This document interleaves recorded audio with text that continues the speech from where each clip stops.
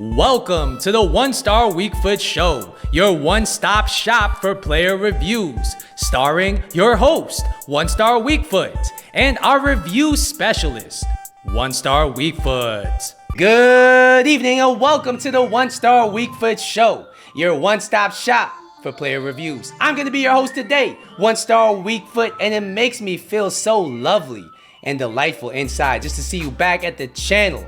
So first off, I gotta say a big thank you to Raul for letting me use this account. And as you guys see here, his team looks pretty decent, but one thing jumps out at you. He has Red Mbappe. Can you believe this guy packed Red Mbappe and Gold 3 rewards? I mean, look at the stats he got here for Mbappe. 91 goals. What am I saying? 91 games, 80 goals, 44 assists. I mean, Jesus Christ. If I packed an Mbappe, I think I would start crying and call my mom. But we're not here to talk about Mbappe. We're here to talk about prime icon Roy Keane. All right, not Michael Keane, Roy Keane. And this card looks absolutely sensational, especially considering he only costs 15 icon swaps, especially considering that you can't even buy him on the market. So he's 5'11". He has the medium-high work rates. He's right-footed. He has a 3-star weak foot, 2-star skill moves. And as you guys see here, he's played 28 games with him and has 1 goal and 1 assist. And before we go any further, if you're enjoying the content, please hit the like button down below. And if you're new to the channel, please consider subscribing. I appreciate all you guys at home for watching me right here, right now. Let's look at this card a little bit closer. So when you look at this card, he does look like he could be an endgame CDM.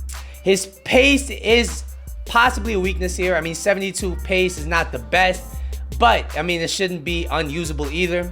His passing stats look to be very nice for a CDM. I mean, 92 short passing, 89 long passing, 87 vision look absolutely amazing.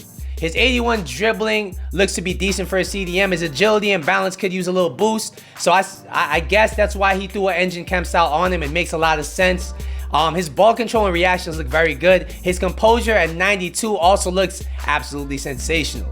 His 87 defending is pretty much why you're bringing this card into your team. He has 94 stand tackling, 94 interceptions. His defensive awareness could use a little bit of extra sauce. So if you don't throw an engine on this card, you might want to throw something to boost that defensive awareness. His physical stats are sensational as well. 86 strength, 93 stamina, 90 freaking 6 aggression.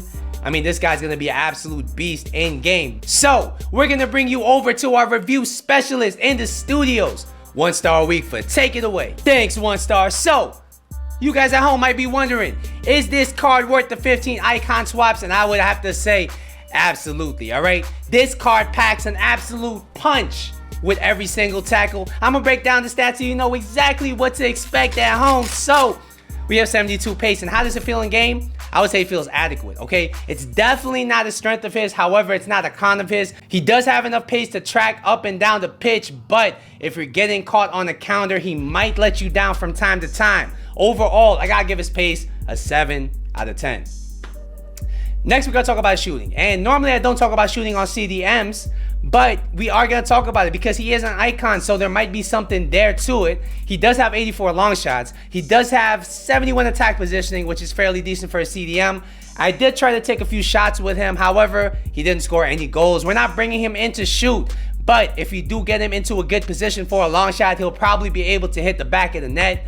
So overall, I got to give his shooting a 6 out of 10.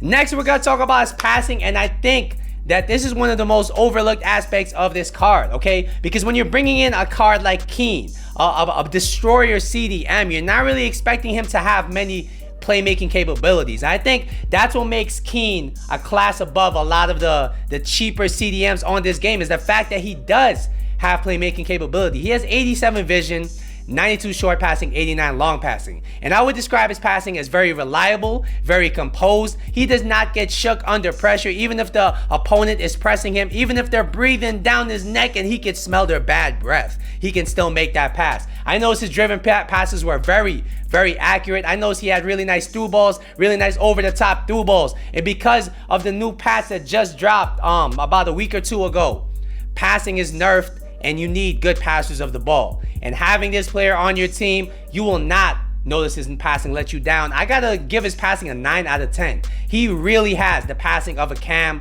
in the CDM's body. Next, we're gonna talk about his dribbling. Okay, 81 dribbling on the CDM looks kind of tasty. It looks kind of delightful, and in game, I would say there's good things and bad things about his dribbling. Okay, so first we're gonna start with the good. 92 reactions really serves well in terms of winning the 50-50s. As far as winning loose balls, his reactions are amazing. His ball control at 87, very, very good. So when he does win the challenge, when he does punch you in the face and take the ball from you, he's gonna really take that ball from you. It's now bouncing back to an attacker. It's his now. His 92 composure, like I said, really helps him a lot defensively and offensively. So when the opponent's really trying to pressure him, he's gonna be able to stay cool and composed. The bad though is his agility and balance. I mean, Raul did throw an engine chem style on him, and it did help him quite a bit. But he is kind of stocky in game, and I don't think any chem style can really fix that he does from time to time feel clunky. I wouldn't say he feels as clunky as somebody like a Fabinho or somebody like a Milinkovic-Savic. He doesn't feel that clunky, but at the same time, he doesn't feel smooth. He feels very average as far as turning on the ball. I would say the way to use this card is to utilize his passing, utilize his shielding, utilize his strength, but don't try to turn defenders with him because you might have a bad time. Overall, I gotta give his dribbling an 8 out of 10. Next, we're gonna talk about his interceptions, or not his interceptions, his defending. Is it prime icon level? And I would say absolutely. There's a few things going on at work here that make him feel so good in game defensively. So first off, we're gonna talk about his 94 interceptions. I mean, how much more do you want out of a CDM interception wise? This guy has near perfect interceptions. His breakup play, as expected, is very, very tremendous in game, and he's really good if you have him set to cut passing lanes, which is what we had him set to. His defensive awareness at 80 is pretty average, honestly. I didn't really notice it as a pro or a con. However, he was always in the right place at the right time, so I can't really say anything really bad about it.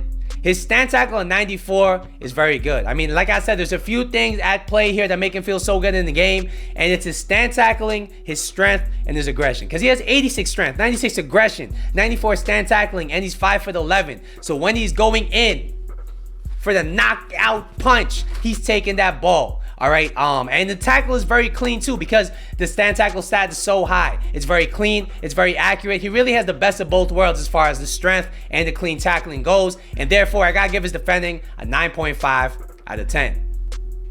And finally, last but not least, we do have to talk about his physical, all right?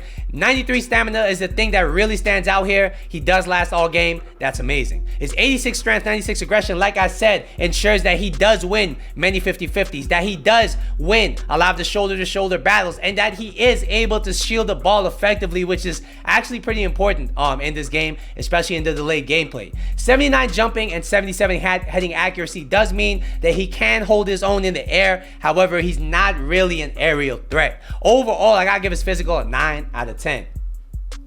All right, so where would I rate this card among the CDMs of this game? So first, we're gonna talk about his pros. His defending is really, really good. His physical is amazing, and his passing and playmaking ability is actually very, very overlooked and a very, very great aspect of his card. We're now gonna talk about his cons, and the only con I can really talk about here is his 70 agility. And at times in the late gameplay, you might find that he is a bit clunky to turn.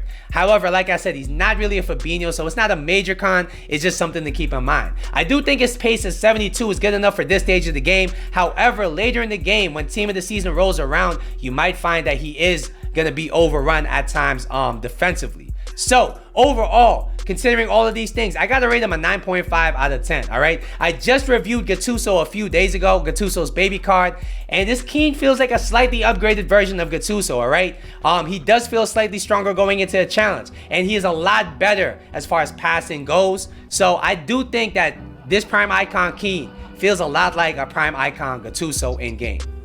So that's gonna be my prime icon swaps Roy Keane review. Hopefully you guys enjoyed it at home. Once again, don't forget to like and subscribe. I'll see you later in the next video. But until then, deuces.